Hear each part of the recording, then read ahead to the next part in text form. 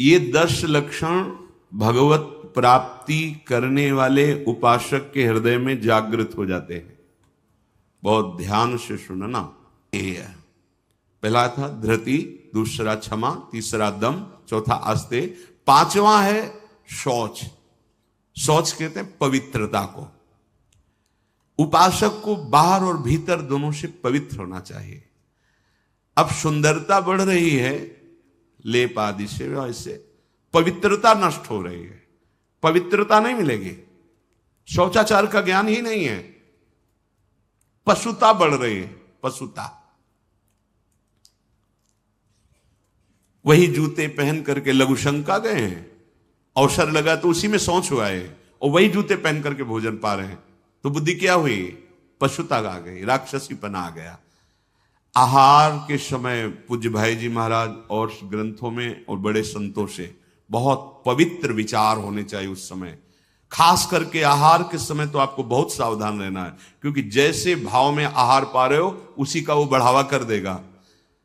पवित्र आहार, पवित्र चिंतन करते हुए, इसलिए पहले भगवद अर्पित किया जाता है, एक एक कवल नाम जप करते हुए। बहुत सुंदर 24 घंटे उसका देखना प्रभाव बहुत सुंदर पड़ेगा।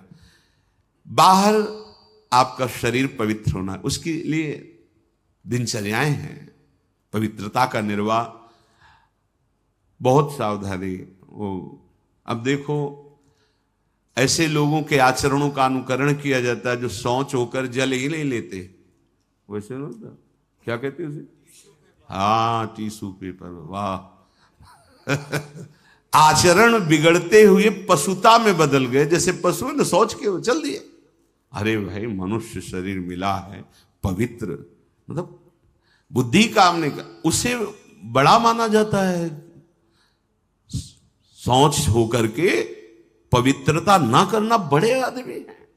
वाह, आचरण पवित्रता है ही नहीं। कैसे तुम भगवत चिंतन अखंड कर लोगे?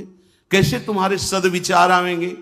बाहरी और भीतरी दोनों पवित्रता चाहिए। बाहरी पवित्रता ये जल से, मिट्टी आदि, रजा। देखो, चाहे जितना आप साबुन लगाओ हाथ में, बाद में थोड़ी रज का प्रयोग जरूर करो। रज से पवित्र माना। जैसे वो इतनी बड़ी बोतल में क्या आता है, डिटॉल वाला, वो नहीं होता, उससे हाँ जो हैंड वॉश जो भी ऐसे से धो लिए, माना ठीक, अच्छा है, पर रज का प्रयोग जरूर करें। थोड़ी रज लेकर हाथ, बिना रज से आप पवित्र नहीं माने जाएंगे। आप जैसे साबुन वगैरह तो करो, हम कहते करो, पर इससे आप रज का प्रयोग जरूर, एक बार ही सही। पर ऐसे रज आएगी तो नाली जाम हो जाएगी, और ऐसा नहीं, हम कहते थोड़ी तो प्रयोग करो रज का। नहीं, वो नाली तो खुल भी सकती है, इधर बुद्धि की नाली जाम हो गई तो और गड़बड़ हो जाएगा, नहीं हो जाएगा, जन्म जन्मांतर बिगाड़ती चली जाएगी। अब कैसे समझाएं, मतलब बड़ा समय विचित्र आ रहा है। लघुशंका में बैठना है तो जो सोच की सीट उसी पे बैठना है कि ये लघुशंका, और निकले उछल दिए। अरे पूरे अपवित्र हो गए, उस पे बैठने के लिए उतना ही वस्त्र धारण करो जितना तुम्हें धोना हो, तभी आप भगवत मार्ग में चलने, तभी आप चल सकते हैं। बुद्धि काम नहीं करेगी। अब जरा सा भी कुछ भी मुख में जाता है तो हमें कई बार समझाना होता है, श्री जी का प्रसाद है, प्रसाद। तब मन मंत्र की तरफ बढ़ता नहीं, एकदम घबरा के मुख में कुछ गया जूठा हुआ तो उसे समझाना पड़ता है, चरणामृत है, श्री जी का प्रसाद है। अभ्यास। हम बातचीत कर रहे हैं और बाथरूम के पादुका में पैर जा रहा हो, बंद मंत्र, नाम चलना प्रारंभ। हमें बाद में ज्ञान होगा, वो पहले हो गया। अभ्यास। अगर आपको कई बार शौच लगती है, आप बाथरूम तो बंद ही होते हैं, उचित वस्त्र धारण कर लो, या जैसा हाथ धो लिए, यहां से हाथ धो लिए, कुल्ला कर लिए, ये जो छिद्र है इनमें जल लगा लिया, कमर से स्नान, चाहे जितनी बार, इतना तो करना है। 2 बार तो सर्वांग आप कर लीजिए, बीमार हैं ऐसा है तो ऐसे कर लीजिए।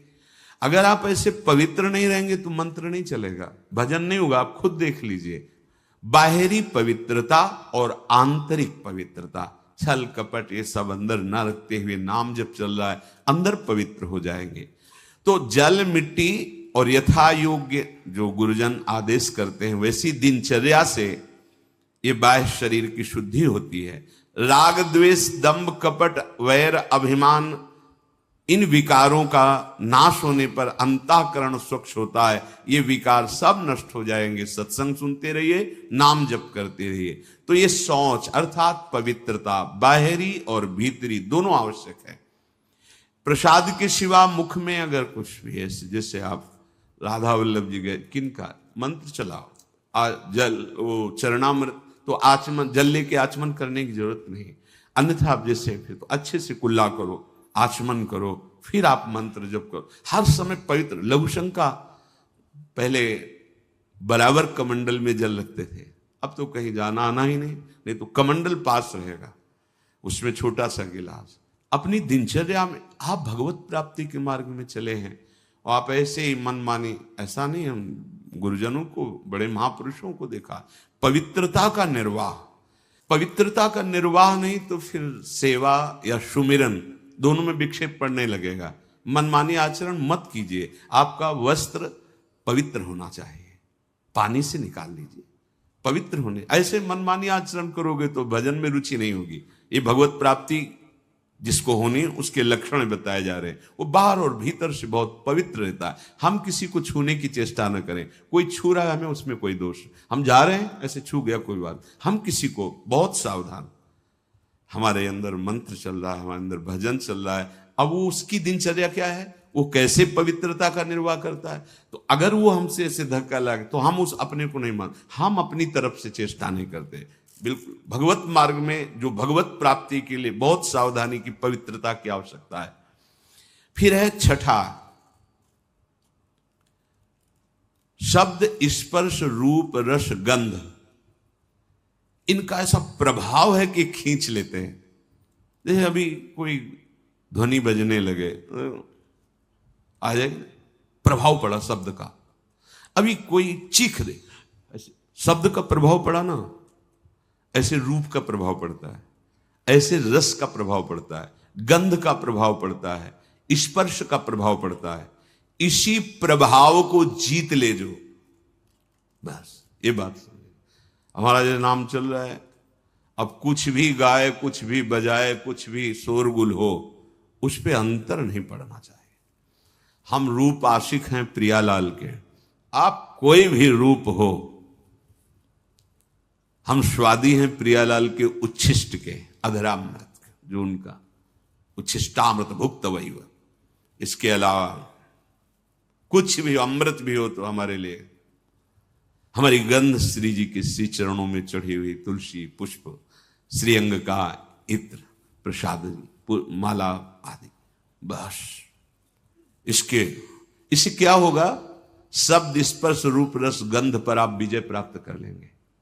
सनकादि के लिए जैसे आता है कि शब्द स्पर्श रूप रस गंध पर विजय प्राप्त की हुई महापुरुष के भी घ्राणेन्द्री में जब प्रभु श्री हरि के श्री चरणों की तुलसी की गंध गई तो प्रेम विकल हो गए, ऐसा था।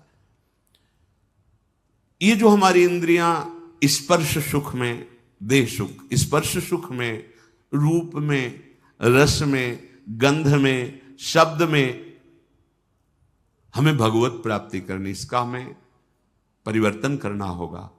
हमें जहां भागवतिक शब्द श्रवणेन्द्रिय में पड़े तो नाच पड़ना चाहिए, प्रापंचिक शब्द तो उदासीन हो जाना चाहिए। भगवत भाव से सबके चरणों में प्रणाम, मेरे प्रभु सब इन रूपों में समाये हुए। ठीक है, ऐसे कोई रूप, और वास्तविक जब आप इतने महान रूप की प्रेमी भाव में चल रहे हैं तो कोई रूप आकर्षण नहीं कर सकता, नहीं कर सकता, है ही नहीं। देवलोक भूलोक रसातल सुनि कवि कुल मति डरिए, सहज माधुरी अंग अंग की कई कासो पट तरिए। कौन सा रूप, कोई भी रूप ऐसा नहीं कि चित्त में क्षोभ पैदा कर दे। कई बार विनोद में कहा है कि जैसे मकान में आग लग जाए तो कैसा दिखाई देता है, ऐसे ही जो रूप आशिक प्रभु के होते हैं, कहीं भी कोई भी रूप बहुत सुंदर वो नहीं। जितना सौंदर्य यहां से ब्रह्मलोक तक है, हमारे प्रभु के सौंदर्य सिंधु के बिंदु के एक सीकर से है। कोटि काम मूर्छित हो जाए ऐसे तो लालजू महाराज हैं। एक काम पूरे त्रिभुवन में तांडव मचाए हुए हैं। करोड़ काम जिनकी मंद मुस्कान से मूर्छित हो जाए, वैसी जो लालजू की रूप लावण्य महिमा है, वो लालजू हमारी लाडली जू, निर्तन भ्रकुटी, बदन अंबुज मृदु, सरस हास, मधु बोलन तो अति आसक्त लाल। अब ऐसे रूप के आशिक, ऐसे रूप की चाह करने वाले किसी रूप में वो प्रभावित हो जाएंगे।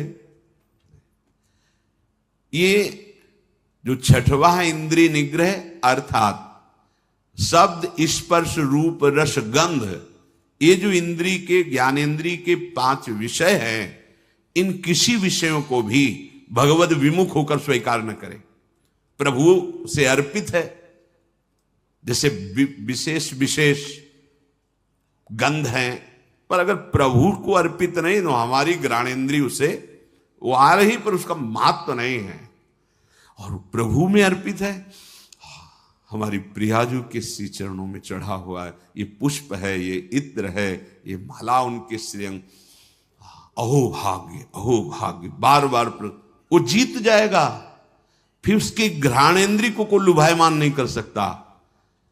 श्रवणेन्द्रिय यदि प्रभु के जस को सुनने के लिए बावरों सो रस में फिरे, खोजत नेह की बात, तो विश्व का कोई भी शब्द उसे आकर्षित नहीं कर पाएगा। और रसेंद्रिय यदि प्रभु का केवल उच्छिष्ट भोगती है, वाकेंद्रिय केवल प्रभु के जस में है, आप जीत गए शब्द स्पर्श रूप रस गंध। बहुत सुंदर बात है, हम यहीं फंस जाते हैं। देखो, एकांत में आप कौन सा शब्द सुनते हैं? बिल्कुल खुली बात है, सभा में तो हम गान कर रहे हैं, लेकिन एकांत में कौन शब्द आपको प्रिय है? अगर एकांत में आपको नाटक, नौटंकी, नाना प्रकार के प्रापंचिक विषय सुनने और देखने में रुचि है, तो भी आप इंद्रिय निग्रह नहीं कर पा रहे हैं। अभी आप भगवत दर्शन की लालसा वाले उपासक नहीं हैं। समझिए, आपका लक्ष्य भगवत प्राप्ति है। आप अपने मन को समेट कर इंद्रियों सहित भगवान के चरणों में समर्पित करने की तैयारी कर लिए। आप कुछ नहीं, अब तो विश्वम्बर भगवान को समर्पित कर दो, पूरा विश्व वो देखे, आप उनको देखो, आप उनके चरणों का चिंतन करो। ये जो भगवत प्राप्ति के लक्षण की बात है, ये जन साधारण नहीं समझ सकते, इसलिए सावधान करके कह रहे हैं।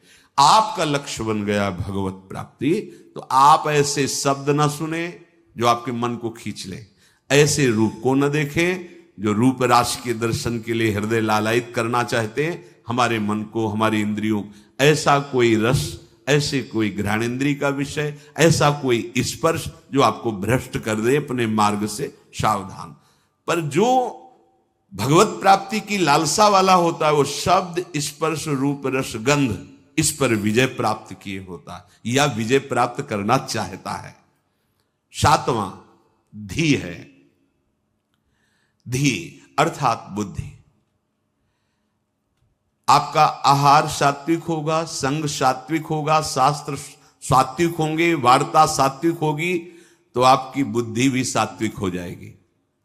जो रोज सत्संग सुनता है, सत शास्त्रों का अध्ययन करता है और प्रभु का नाम जप करता है और विचारवान है, विचारवान, वो बुद्धि भगवत प्राप्ति की योग्य हो जाती है। ध्यान दीजिए, जो रोज सत्संग सुनता है, सत शास्त्रों का स्वाध्याय करता है, भगवत भजन अर्थात नाम जप करता है और विचारवान है, कोई भी चेष्टा, कोई भी क्रिया बिना विचारे नहीं, विचार बिना विचारे जे करें चे पाछे पछताएं। हमें विचार करना है। ये जो हम सोच रहे हैं, जो हम करने जा रहे हैं, शास्त्र सम्मत है? नहीं, तो फिर नहीं। जिसमें निरंतर प्रभु में मन लगाने के सहयोग हो, ऐसा बुद्धि निश्चय करने वाली, वो भगवत प्राप्ति की योग्य हो जाती है। हमें वही सुनना है, वही देखना है, वही बोलना है, वही चेष्टा करनी, जिससे हमारा भजन बढ़े, भजन सुरक्षित रहे, भजन पच जाए। ये सारा क्षेत्र बुद्धि का है। बुद्धि में विवेक है, वो बढ़ाएगी भजन, बचाएगी और पचा लेगी। जैसे भजन का भी अपच होता है, मैं इतना इतना, तो आगे दिखाएगी, देखो वो महापुरुष, इतना भजन, इतने दैन्य, धिक्कार है हमारे जीवन को, अभी उतना तो है नहीं, अहम ऊपर से आ रहा है, वो दबाती रहेगी। तो भजन पचता रहेगा। कौन सी बुद्धि? जो रोज सत्संग सुनती है, शास्त्र स्वाध्याय, नाम जप और विचारवान है, ऐसी बुद्धि भगवत प्राप्ति की योग्य हो। अर्थात निश्चय, अगर बुद्धि विषयों में लगी हुई है, धन संपत्ति मान को श्रेष्ठ मानती है, तो ये निश्चय ही नहीं कर पाएगी कि परमात्मा प्राप्ति करना है। भोगेश्वर प्रसक्ता नाम तया प्रहृत चेतसाम व्यवसायत्मिका बुद्धि समाधौ न विधीयते। 8वां है विद्या। जैसे प्रश्न आता है कि जब भजन मार्ग में चलना है तो पढ़ना लिखना सब व्यर्थ ही है, क्यों पढ़े लिखे? क्योंकि आजकल ऐसी विद्या पढ़ाई जाती है, ऐसी पढ़ाई जाती है। हम उस विषय पे नहीं जाते, हम ये जाते हैं कि यदि आपको अक्षर मात्रा इनका सब ज्ञान नहीं है तो आपको हो सकता है कि सत्संग सबके सौभाग्य में तो नहीं है ना, तो आप ऐसे गीता पुरुष या बहुत जगह से महापुरुषों की वाणियां हैं, अगर आपको अक्षर मात्रा का ज्ञान नहीं तो आप कैसे पढ़ पाएंगे? अगर आपको ये लौकिक विद्या जो काखा गगा है, इसमें ब्रह्म विराजमान है। कई बार ये वार्ता हुई कि जैसे भगवान कण कण में विराजमान है, ऐसे हर अक्षर में विराजमान है। आ ब्रह्म का स्वरूप माना गया है। का, खा, गा, घा, आ निकलता है ना, ज्ञा तक निकलता है। आप जो विद्या पढ़ रहे हैं साक्षात ब्रह्म स्वरूप है। जो आप जानकारी ले रहे हैं, उस सृष्टि की जो ले रहे हैं, वो ब्रह्म स्वरूप है। उसे आप भजन से अलग मत मानिए, ध्यान देकर पढ़िए। हां, अब पढ़ लिख करके उद्दंडता करना, कपट करना, हिंसा करना, चोरी करना, तो होगा कि क्या हुआ तुम्हारी पढ़ाई से?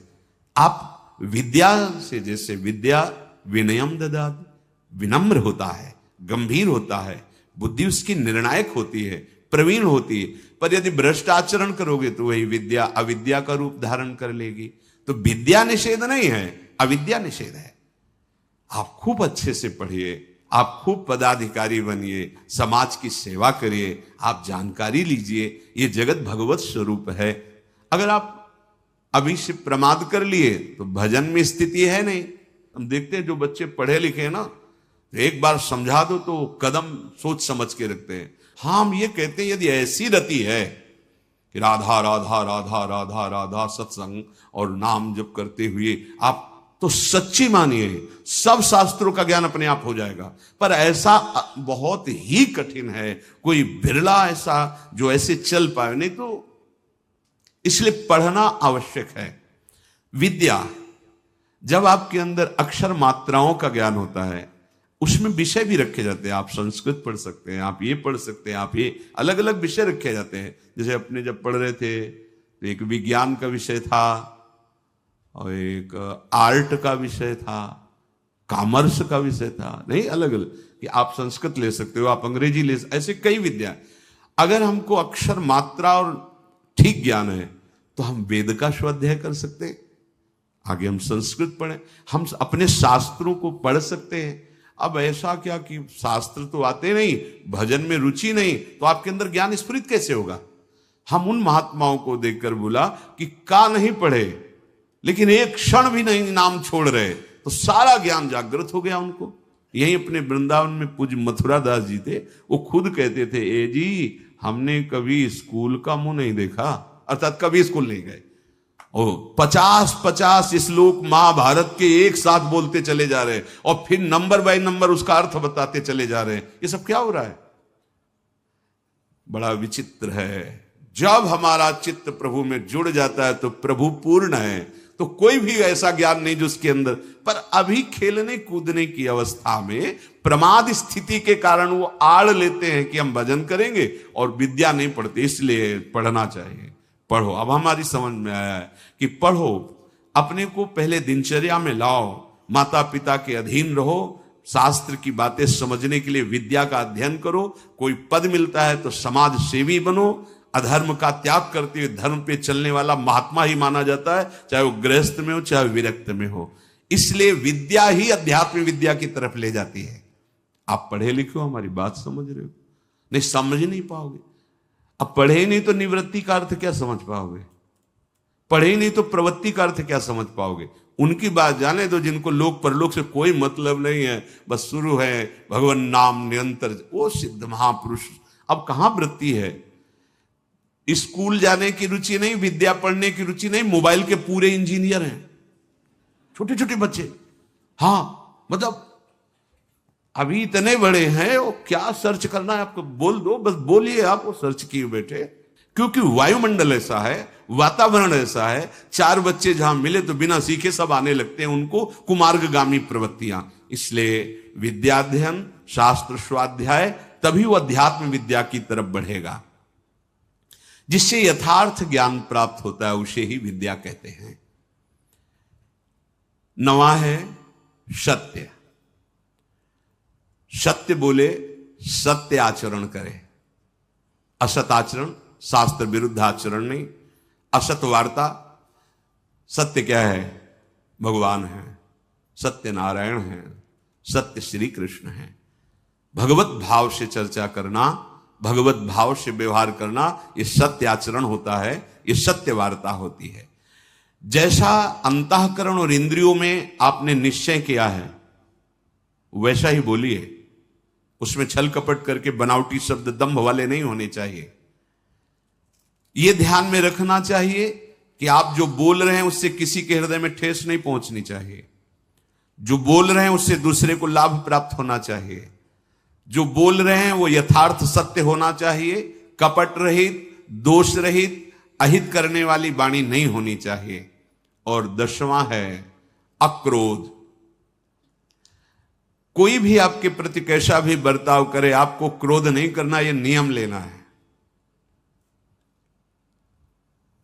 इसमें दूसरा था क्षमा। क्षमा और क्रोध में अंतर है। जो हमारे प्रति अमंगल बर्ताव कर रहा है उसका मंगल हो, कभी अमंगल न हो, यह क्षमा है। अब जो हमें क्रोध दिला रहा है तो हमें नियम लेना कि हमें गुस्सा नहीं करना, वो दिलाएगा। देखो, जब आप परमार्थ पे चलते हो तो आपके अंदर और बाहर दोनों जगह ऐसी परिस्थिति पैदा की जाएगी कि आपको क्रोध आवे, आपके अंदर की वृत्ति बिगड़ेगी। बाहर का ऐसा व्यवहार हो सकता है, आपका साथी, आपका मित्र, आपके पास रहने वाला साधक ही आपसे विपरीत ऐसी चेष्टा, उस समय वो प्रेरित है।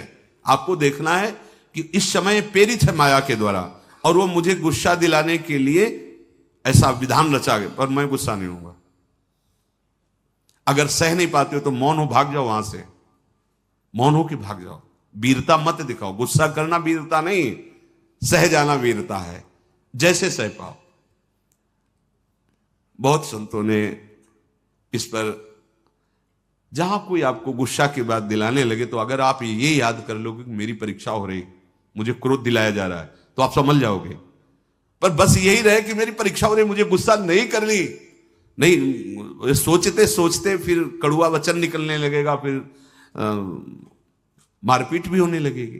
पर सोचो अपने साधुओं के, साधक हो के एक दूसरे को गाली दे रहे, लड़ रहे, ये कोई साधुता है? ये कोई मार्ग? अक्रोध, क्रोध नहीं करना। नियम लेना पड़ेगा ना कि क्रोध नहीं करना, वो दिलाएंगे क्रोध। बड़े विचित्र विचित्र लीलाएं होती। 100 बार थूका, क्रोध नहीं आया, ऊपर से थूका। तो उन्होंने यही कहा कि आपकी तो बड़ी कृपा हुई जो एक दिन में 100 बार मुझे गंगा स्नान करने को मिला, 100 बार हमें स्नान करने का सौभाग्य मिला। ये हो सकता है हमारे साथ व्यवहार ऐसा हो कि जिसे हमें क्रोध आवे तो हमें तुरंत सोचना है। तुरंत वही सोच सकता है जो साधक है, ये मेरी परीक्षा आई है, नहीं मुझे गुस्सा नहीं कर, राधा राधा राधा राधा राधा राधा राधा भैया राधा, बढ़ो आगे बढ़ो, गुस्सा नहीं कर रही। अक्रोध, अपनी कोई बुराई करके, अपना कोई प्रतिकूल व्यवहार करके क्रोध दिलाना चाहता है। आप अक्रोध, आपको गुस्सा नहीं करनी। क्षमा में और अक्रोध में अंतर है। हम गुस्सा नहीं करेंगे, पर क्षमा उसको मंगल मनाएगी। उसके प्रति कोई प्रतिकूल व्यवहार नहीं होगा और उसका मंगल होगा। मन वचन कर्म से इसको, हमारे प्रति जो अपकार किया, कभी इसको दंड ना मिले, ना भगवान दंड देना या लोक में दंड, उसे क्षमावान कहते हैं। बहुत बड़ा बल है ये साधु का, इसीलिए दूसरे नंबर पे क्षमा। ये जो क्रोध है वो हमें दिलाने की चेष्टा कर रहा है, हम उसका मंगल मनाने वाला विषय नहीं। अब हमें इसमें सावधान रहना, गुस्सा नहीं होना। देख लो, आज नियम लियो लोगे, शाम तक कोई ना कोई ऐसा आपको गुस्सा, बाहर से नहीं, अंदर से आ जाए। परसों मिला था ना, उसने अब जलने लगे, गुस्सा आने लगी। परसों की बात या वर्षों की बात, मन है वो लाएगा अभी। अच्छा ऐसा मतलब, तो हमको क्या समझ रखा है भगवान, मतलब वो मना, गुस्सा रही ना, देखो इतना तो विलंब न करो, तो दंड दो जिसे 4 लोग देखे ना कि वैष्णव अपराध का क्या मतलब होता है। कहां गए उसी समय अंदर वाली वृत्ति करो, नहीं मुझे गुस्सा नहीं होना, मुझे किसी का मंगल नहीं मनाना, क्योंकि मुझे भगवत प्राप्ति करनी। क्षमा और अक्रोध दोनों में भेद यही है। जो कुछ होता है मन में या बाहरी व्यवहार में, हमको उसे सहना है, क्रोध नहीं करना है। ये जो 10 प्रकार के लक्षण बताए गए, उपासक सावधानी पूर्वक इनको धारण करे। अगर ये लक्षण है तो भगवत प्राप्ति निश्चित है। पुनः पहला है धृति, अर्थात हम ऐसी स्वीकृति में रहें कि कोई भी परिस्थिति हमारी स्वीकृति को न नष्ट कर पावे। हमारा लक्ष्य है निरंतर भजन, हमारी स्वीकृति ऐसी जन्म में भगवत प्राप्ति। दूसरा क्षमा, कोई कितना भी हमारे साथ व्यवहार, हम अंदर से उसका अमंगल नहीं होने, तो आप कहोगे ऐसा कैसे, वहां भगवान बैठे, सच्ची मानना। आपको लगता है वो तो अमंगल करता चला जाएगा, नहीं नहीं, तुम्हारी क्षमा सांप से भी बढ़कर उसको शासित करेगी। उमा क्षमा साप होते भारी, अपने कर्म जायबकारी। अगर आप लड़ गए, आप ऐसे कटु वचन बोल रहे हैं तो शायद उसका सुधार ना हो, लेकिन आप सह गए तो ये क्षमा जाकर के उसको जो दंड देगी वो सुधार पे आए, उसका मंगल नहीं होगा, और उसको ऐसी जलन, ऐसी दंड स्थिति देगी कि वो सुधर करके मार्ग में चलने लगेगा। तीसरा दम, इंद्रियों का, मन का दमन करना, और ये बुद्धि से होता है। जब नाम जप करोगे, बुद्धि योग बना रहेगा, तो मन का भी दमन होगा, इंद्रियों का भी दमन होगा। आस्ते मन वाणी शरीर से किसी भी प्रकार की चोरी ना करना। ये जो लोभ प्रवृत्ति है बहुत सूक्ष्म होती है, बहुत सूक्ष्म होती है। इसको न शरीर से, न मन से, न वाणी से, किसी भी तरह से हमें चोरी नहीं करनी। शौच बाहर और भीतर से पवित्र रहने की चेष्टा करनी है। छठवां इंद्रिय निग्रह, अर्थात शब्द, स्पर्श, रूप, रस, गंध, ये हमें परास्त न कर पावे जो माया जनित है। सातवां धी, अर्थात सत्संग के द्वारा, शास्त्र स्वाध्याय के द्वारा, नाम जप के द्वारा, विचार के द्वारा हम अपनी बुद्धि को प्रभु से जोड़े रहें। विद्या, वही जो अध्यात्म विद्या तक पहुंचा दे। नवा सत्य, यथार्थ, प्रिय, हितकर भाषण, और सत्य हैं प्रभु। अगर प्रभु को लेकर आप वार्ता करते हैं, प्रभु को लेकर के आप अपने कार्य करते हैं, तो सब भगवत स्वरूप हो जाते हैं। 10वां अक्रोध, किसी भी परिस्थिति में गुस्सा ना करना। अपने लोगों को रहता है कि गुस्सा से सुधार हो जाता है, मुझे लगता है कि नहीं होता, कि नहीं जैसे हम गुस्सा करते हैं तो सब संभल जाते हैं, नहीं होता, क्योंकि वो आसुरी प्रवृत्ति है। आसुरी प्रवृत्ति से ना अपना मंगल होगा ना सामने वाले का। हां, भगवत भाव रखते हुए अगर वो नाटक है तो कोई बात नहीं। गुस्सा का एक नाटक भी होता है, वो ऐसे से ऐसा, पर अंदर ना जलन है, ना अंदर द्वेष है, न घृणा है। ये आप देख लो, ऐसा नहीं कि भरपूर गुस्सा हो गए फिर इसके बाद सिद्धि दिखाई कि हम तो नाटक कर रहे थे। वो भगवान अंदर बैठे हैं और ये भगवत प्राप्ति की बात है। बिल्कुल उसके प्रति भगवत भाव है, बिल्कुल कोई जलन नहीं किसी तरह की, और किसी तरह की अभद्र वाणी नहीं है। और आप शासन, आप ऐसा नहीं करना चाहिए आपको, अगर आप ऐसा करते तो आप चलिए बाहर निकलिए, खड़े होइए, वो केवल सुधार के लिए माना जाएगा। जहां अंदर जलन नहीं हुई, अभद्र वाणी नहीं हुई, और आपका भगवत भाव है, ये अक्रोध स्थिति में भी ऐसा आप बाहर दिखा सकते हैं। पर ये स्थिति छोटी मोटी नहीं है, इसलिए पहले हमें पूरा क्रोध धारण करना है, गुस्सा नहीं करें। हमें लगता है कि अगर हम किसी से प्रेम बर्ताव, तो माना वो अभद्र है, माना उसका दुष्ट स्वभाव की दब गया, लेकिन ये हमारा जो सत्य स्वभाव है अक्रोध, ये जब महापुरुष जन जो समभाव में अक्रोध स्थिति में रहते थे, तो कहा नहीं जाता कि सिंह और गाय एक घाट में पानी पीते थे। उसका प्रभाव होता था कि पशु पक्षियों में भी हिंसा वृत्ति, उनके अंदर क्रोध का आक्रोश होता, वो सब शांत हो जाता था, क्योंकि वो द्वेष रहित, दोष रहित, अक्रोध स्थिति को प्राप्त महापुरुष हैं। तो उनका ऐसा प्रभाव है कि पशु भी उस समय वैर त्याग करके समभाव में स्थित रहते थे। प्रकृति पर उसका प्रभाव पड़ता है। इसलिए ये 10 लक्षण भगवत प्राप्ति के लिए अनिवार्य है। अब आगे जो चर्चा